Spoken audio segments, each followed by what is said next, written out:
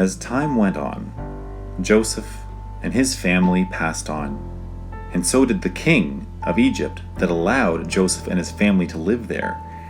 And a new king came, who did not know Joseph and did not like Joseph's people.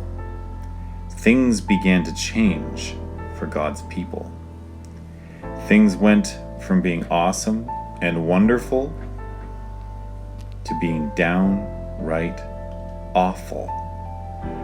Joseph's family, his ancestors, were now slaves in Egypt, forced to work for the Egyptians and do the things that the king wanted. The people cried out to God. Their hearts were broken, their backs were sore. They asked God to send someone to rescue them. And God heard their cry and sent the people Moses, one of their own, who had actually grown up in the palace of the Egyptians, so he knew them well. God sent Moses to free his people.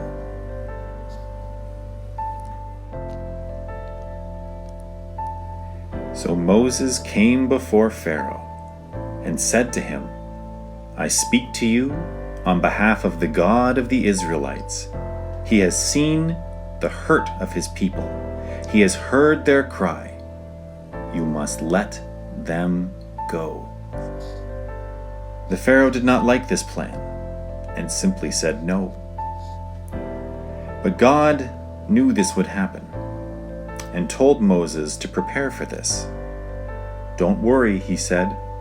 "With the staff in your hand, I will show Pharaoh all of my wonders, and he will let my people go." And so God unleashed his wonders on Egypt.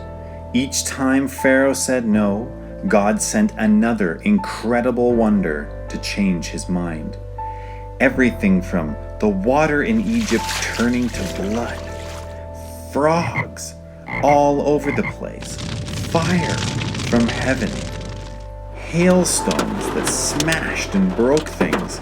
And still Pharaoh said no, no, no, no, no, no, no, until he could take it no more.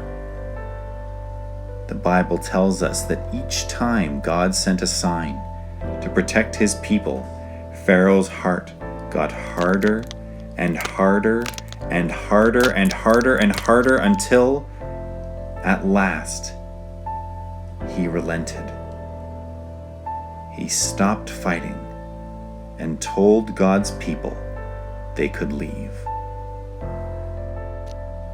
After all they had been through, God had freed his people. They left Egypt that very night, with God leading the way. They were on their way to their new home, a home they could call their own, because God frees